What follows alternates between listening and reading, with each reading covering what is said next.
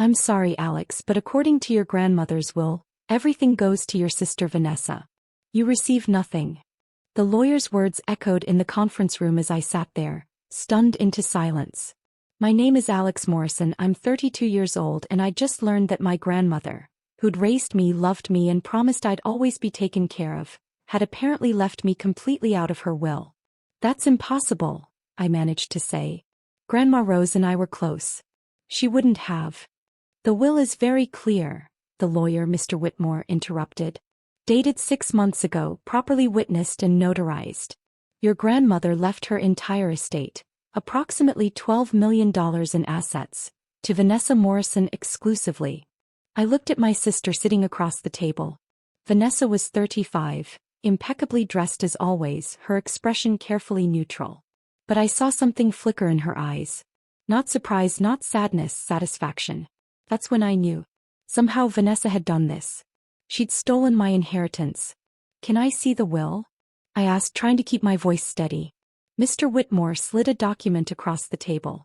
I read through it, my hands shaking. It was dated 6 months ago, supposedly signed by Grandma Rose. But something felt wrong about it.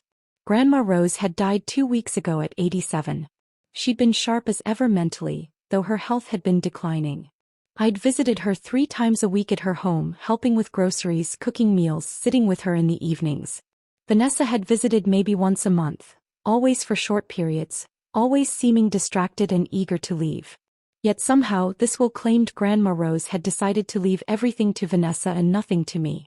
When was this will executed? I asked. 6 months ago on March 15th. Your grandmother came to my office with your sister, signed the document, and had it properly witnessed. Grandma Rose never mentioned changing her will to me. She wasn't obligated to inform you, Mr. Whitmore said, his tone patient but firm. The will is legally valid. I'm sorry if this comes as a shock. I looked at Vanessa again. Did you know about this? She met my gaze with false sympathy. Grandma told me a few months ago. She said she wanted to simplify things, that it was easier to leave everything to one person who could manage the estate properly. I assumed she'd told you. She didn't tell me because she didn't do this, I said, my voice rising. This isn't her will. It can't be. Vanessa's expression hardened. Alex, I know you're upset. But Grandma made her choice. Maybe she felt I was more responsible, more capable of handling this kind of money. You've always been scattered. Scattered? I was there for her constantly while you barely visited. Being there doesn't mean she trusted your financial judgment. You're a social worker making $40,000 a year. I'm a financial consultant. Grandma was practical about these things. Mr. Whitmore cleared his throat. Perhaps you two should discuss this privately. The estate will take several months to settle.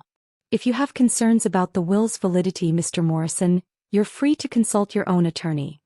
I left that office knowing exactly what I was going to do. I was going to prove that Vanessa had forged that will and stolen my inheritance. The first thing I did was call my Aunt Kelly, Grandma Rose's daughter and our mother. Mom had died 5 years ago from cancer, and Grandma Rose had basically raised Vanessa and me after that. Aunt Kelly, did Grandma ever mention changing her will? There was a pause. No. The last time we discussed it about a year ago, she said she was splitting everything equally between you and Vanessa. Why? Because according to the will Whitmore just showed me, I'm completely cut out. Everything goes to Vanessa. Aunt Kelly was silent for a long moment. That doesn't sound like Mom. She loved you both equally. She wouldn't have cut you out without a reason, and certainly not without telling anyone. Did she ever go to a lawyer with Vanessa 6 months ago? Not that I know of. 6 months ago was March. Mom was quite ill in March. She had that bout of pneumonia and was barely leaving the house. I can't imagine her making a trip to a lawyer's office. That was exactly what I'd thought. 6 months ago, Grandma Rose had been recovering from pneumonia, weak and tired. She hadn't been driving anywhere or making major decisions. I hired a lawyer, Patricia Chin, who specialized in estate litigation. I met with her the next day and showed her the will. This could be legitimate, Patricia said after reviewing it. But you're right to question it. If your grandmother was ill at the time, if she didn't have independent legal counsel, if there are discrepancies in the signature, these are all grounds to challenge. What do I need to prove it's fraudulent? Evidence that the signature was forged, that your grandmother didn't have the capacity to execute a new will, or that she was unduly influenced. Do you have the previous will? Grandma's lawyer should have a copy. The one from 2 years ago that split everything equally. Patricia requested the previous will from Mr. Whitmore, who reluctantly provided it. The differences were stark. The old will, dated 2 years ago, split the estate equally between Vanessa and me. It was detailed, specific, and clearly reflected Grandma Rose's intentions. The new will was simpler, leaving everything to Vanessa with minimal explanation. And when I compared the signatures side by side, something looked off. I want a handwriting expert to examine these, I told Patricia. She hired a forensic document examiner named Dr. Raymond Hughes. He spent 3 days analyzing the signatures, comparing them to other documents Grandma Rose had signed, examining the paper and ink. His report was damning. The signature on the March 15th will shows significant deviations from the known exemplars of Rose Morrison's handwriting. The pressure, angle, and formation of letters are inconsistent with her natural writing style. Additionally, there are hesitation marks suggesting the signature was traced or carefully copied rather than written naturally. In my professional opinion, this signature is likely a forgery. I felt vindicated but also sick. My own sister had forged Grandma's signature to steal our inheritance. This is good, Patricia said. But we need more. We need to prove Vanessa had access to Grandma's signature to copy it, and that she had the opportunity to create this fraudulent will. I started investigating Vanessa's movements 6 months ago. I called Aunt Kelly and asked her to check her calendar for mid-March. March 15th, he said. That was when Mom was in the hospital recovering from pneumonia. I was there with her most of that day. She definitely wasn't at any lawyer's office. Can you get the hospital records proving she was admitted? Of course. Alex, if Vanessa did this, I can't believe she'd forge Mom's signature. That's beyond unethical. It's criminal.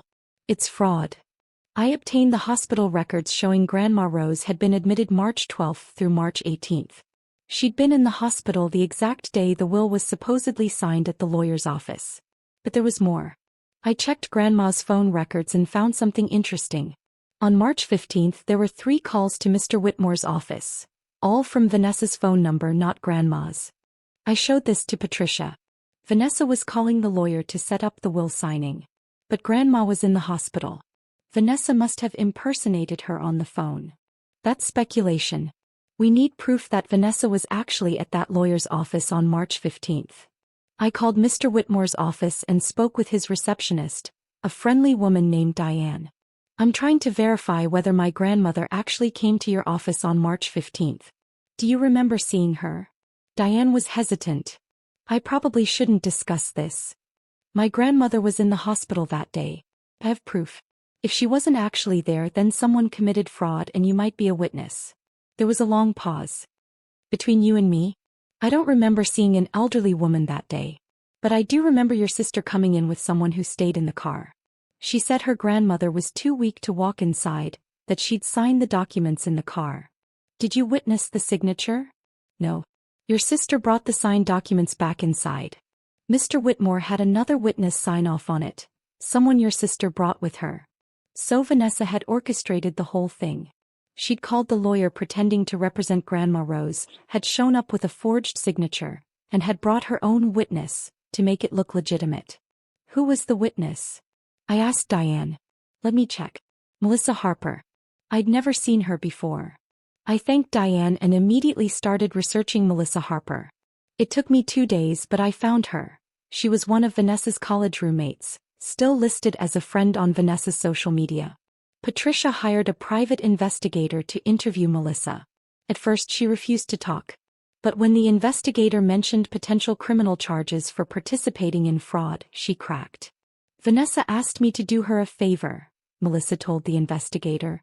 She said her grandmother was too sick to come to the lawyer's office, and she needed someone to witness the will signing. I thought it was legitimate. I didn't know the grandmother was in the hospital or that the signature was forged. Did you actually see Rose Morrison sign the document?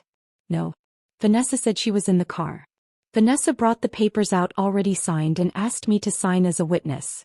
I thought I was just helping out. Are you willing to testify to this? After some hesitation, Melissa agreed. I don't want to be part of fraud. If Vanessa lied to me, I'll tell the truth. With Melissa's testimony, the hospital records, the handwriting analysis and Diane's statement, we had a strong case. Patricia filed a petition to invalidate the fraudulent will and restore the previous will that split the estate equally.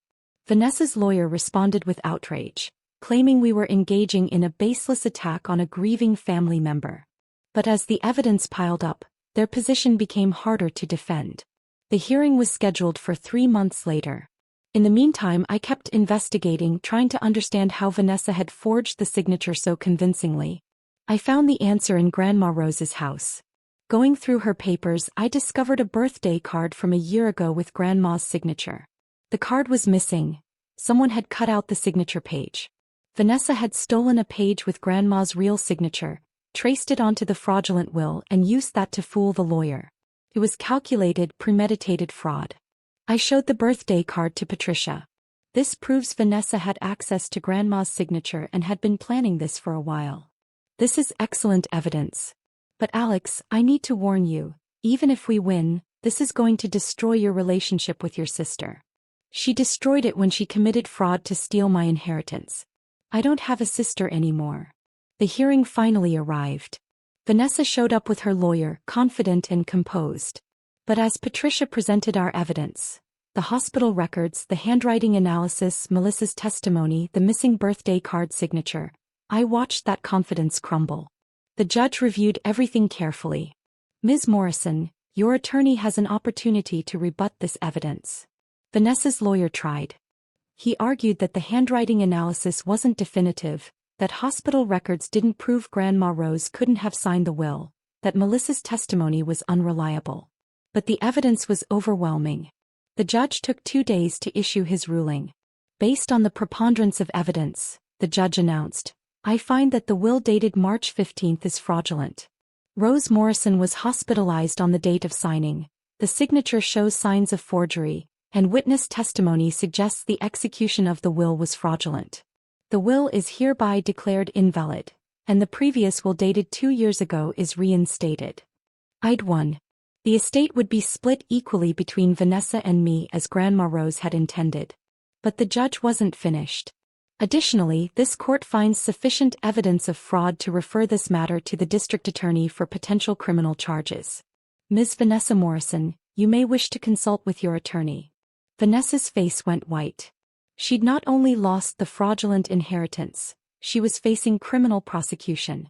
Over the next few months, the district attorney investigated. They found more evidence, computer searches on Vanessa's laptop about how to forge signatures and validity of wills, financial records showing she'd been living beyond her means and desperately needed money. Vanessa was charged with forgery, fraud, and perjury. Her lawyer negotiated a plea deal. She'd plead guilty to fraud charges, repay all legal fees, and accept probation in exchange for avoiding prison time. At her sentencing, Vanessa finally spoke to me directly. I'm sorry, Alex. I was desperate. I had debts you didn't know about, and I thought if I could just get the inheritance. You thought you could steal $12 million from your own sibling and get away with it? I didn't think of it as stealing. I thought Grandma would have wanted me to have it anyway, that I could manage it better. Don't justify what you did. You forged Grandma's signature while she was in the hospital. You committed fraud. You lied to everyone. Own it. Vanessa was sentenced to 5 years probation, community service, and ordered to pay restitution. She lost her financial consulting license and her reputation. The sister who'd once been successful and respected was now a convicted fraudster. The estate was finally settled a year after Grandma Rose's death. I received my $6 million share. It should have felt like a victory, but mostly it felt sad. Grandma Rose had wanted to take care of both her grandchildren equally. Vanessa's greed had not only nearly stolen my inheritance, it had destroyed our family. Aunt Kelly sided with me completely. What Vanessa did was unforgivable. Mom would be heartbroken. I used part of my inheritance to establish a scholarship fund in Grandma Rose's name for social work students. I wanted her money to help people the way she'd always wanted to help people. 5 years after the fraud was exposed, I was working as a director of a nonprofit organization, using my inheritance to live comfortably while doing meaningful work. I'd gotten married to someone wonderful who'd supported me through the entire legal battle. Vanessa had moved to another state, working in a job far below her previous status, still serving probation, still paying off the legal fees from the fraud case. She sent me an email on what would have been Grandma Rose's 92nd birthday. Alex, I know you probably don't want to hear from me, but I've been in therapy working through why I did what I did. I was drowning in debt from bad investments and a gambling problem I'd hidden from everyone. When Grandma got sick, I saw an opportunity to solve all my problems. I didn't think about you, about what I was stealing from you. I only thought about myself. I can't undo what I did. But I want you to know that I understand now how wrong it was. I destroyed our family for money I didn't deserve. I'm sorry. I know that doesn't change anything, but I needed to say it. Vanessa. I read the email several times. Did it change how I felt? Not really. Vanessa had committed calculated fraud, had forged our grandmother's signature, had tried to steal my inheritance. An apology couldn't undo that. But it did give me a small measure of peace to know she finally understood what she'd done. I never responded to the email. 10 years after Grandma Rose's death, I was asked to speak at a legal conference about estate fraud and how to prevent it. I told my story, how my sister had forged a will, how we'd uncovered the fraud, and how we'd proven it in court. The warning signs were there, I told the audience. Sudden changes to long-standing estate plans, wills executed when the person was ill or hospitalized, reluctance to involve other family members in the process. These are red flags that something might be wrong. After my speech, an elderly man approached me. My daughter has been pressuring me to update my will. After hearing your story, I'm going to make sure I do it with my own independent lawyer, and I'm going to tell all my children exactly what I'm doing. That conversation made the whole painful experience feel worthwhile. If my story prevented even one family from going through what mine had, then something good had come from it. I never reconciled with Vanessa. Some relationships can't survive betrayal of that magnitude. She'd looked me in the eye and tried to steal millions of dollars from me through fraud. That wasn't something I could forgive or forget. But I also didn't carry hate for her. I'd moved on with my life, used Grandma Rose's inheritance to do good work and build a happy life. Vanessa's fraud had failed and she'd paid the price. 15 years later, I got a call from a hospital. Vanessa had been in a car accident. Not serious, but she'd listed me as her emergency contact. I went to the hospital, unsure why I was going. When I saw her in the hospital bed, she looked older, worn down by years of consequences. Why did you list me as your emergency contact? I asked. Because you're my only family, Vanessa said quietly. Aunt Kelly won't speak to me. I'm divorced, no kids. You're all I have left. You destroyed our family 15 years ago when you committed fraud. I know. I've spent 15 years living with what I did. I lost my career, my marriage, my reputation. I wake up every day knowing I destroyed the most important relationships in my life for money. I looked at this broken woman who used to be my sister. What do you want from me, Vanessa? Nothing. I just wanted to see you. To know you're okay. To know Grandma's money went to someone who deserved it. We talked for a few minutes more, then I left. I paid her hospital bill, she couldn't afford it, but I didn't promise to stay in touch. Some bridges once burned can't be rebuilt. Vanessa and I would never be sisters again, not in any meaningful way. But maybe we didn't have to be enemies either. 20 years after the fraud, I received news that Vanessa had died. She was 55, complications from diabetes and years of stress. I went to her funeral. There were maybe 10 people there, former colleagues, a neighbor, a few acquaintances. Aunt Kelly had died 2 years prior, so I was the only family in attendance. As I stood at Vanessa's grave, I thought about the 20 years since Grandma Rose had died. Vanessa had spent those years living with the consequences of her fraud. Lost career, ruined reputation, broken relationships, financial struggles. Was it worth it? Had she really thought $12 million would solve all her problems? Had she believed she'd get away with it? I placed flowers on her grave and said a quiet prayer. Not for forgiveness. I still couldn't fully forgive what she'd done. But for peace for both of us. Vanessa had stolen my inheritance through fraud and I'd proven it. Justice had been served. But in the end, we'd both lost something irreplaceable. Our family, our relationship, the grandmother who'd loved us both. I left the cemetery and drove home to my family. My husband, my 2 children, my life built on honesty and integrity. The life Grandma Rose's inheritance had helped me build. My children knew the story of their Aunt Vanessa, the aunt who'd committed fraud and whom they'd never met. I'd told them the truth when they were old enough to understand. "Why did she do it?" my daughter asked once. "Because she was desperate and she made a terrible choice. She thought money would solve her problems, so she tried to steal it from me. But you proved she lied." "Yes. And she spent the rest of her life paying for it." "Was it worth it? Fighting her and making her go to court?"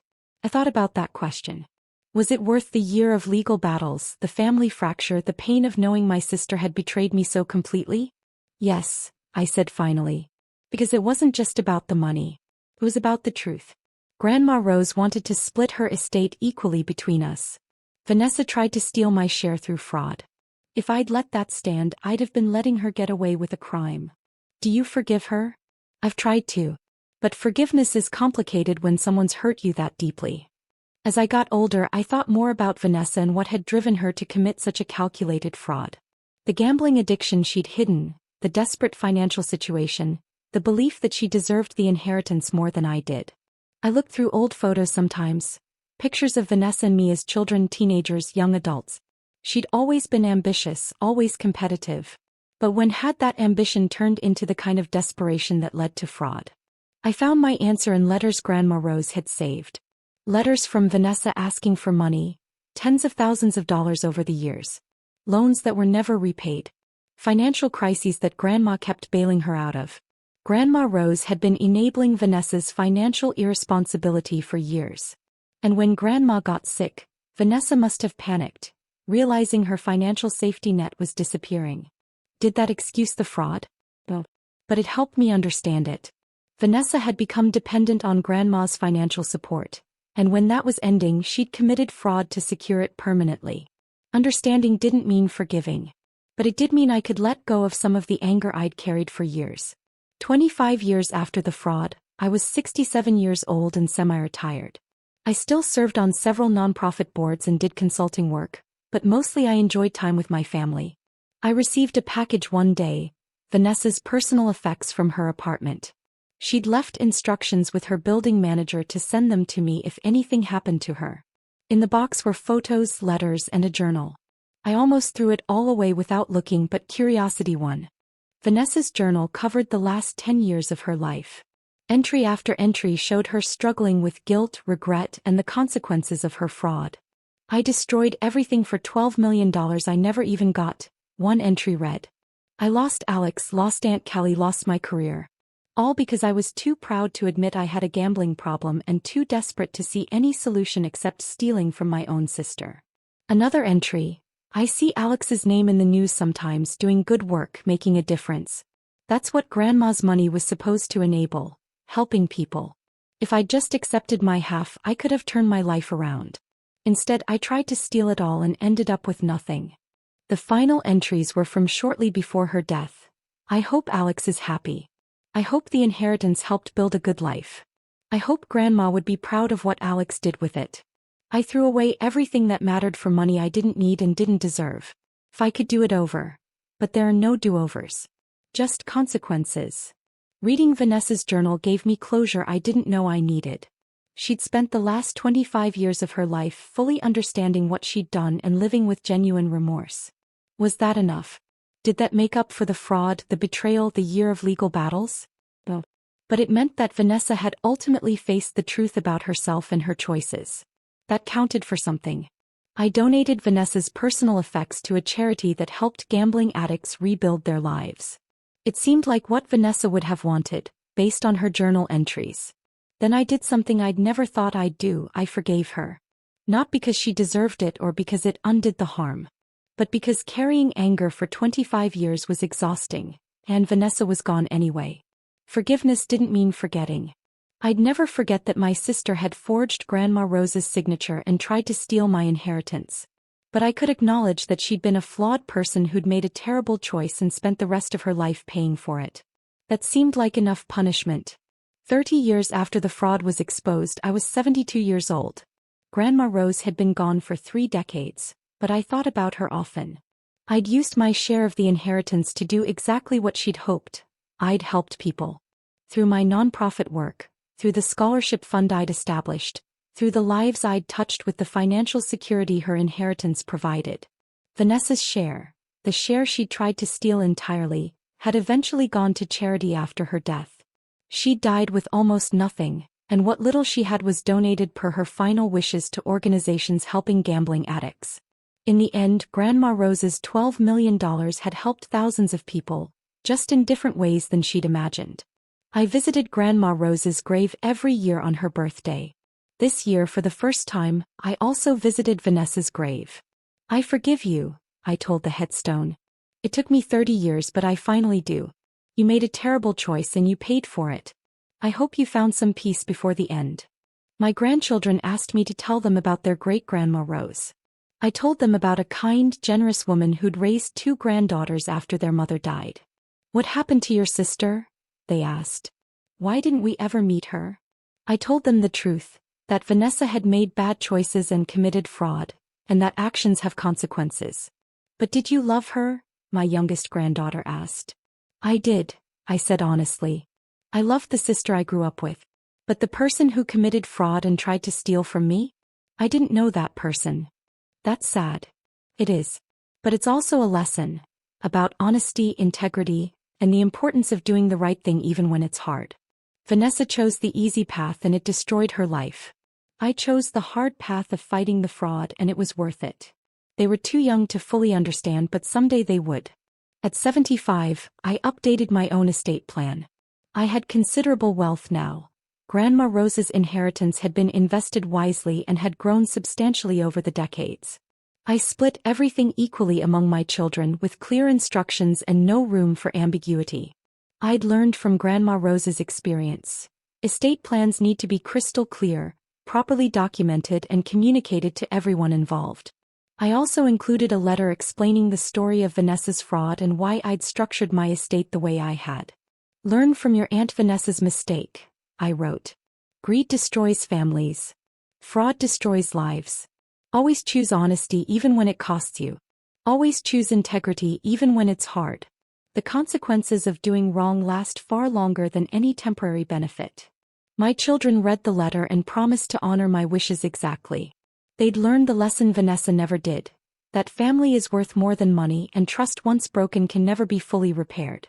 Looking back on everything, from the day I learned I'd been cut out of Grandma Rose's will to the day I proved Vanessa had committed fraud to today 40 years later, I see a story about 2 sisters who made very different choices.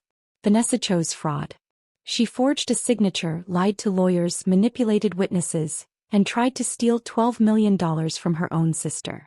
She succeeded temporarily but ultimately lost everything: her career, her family, her reputation, her peace of mind. I chose truth.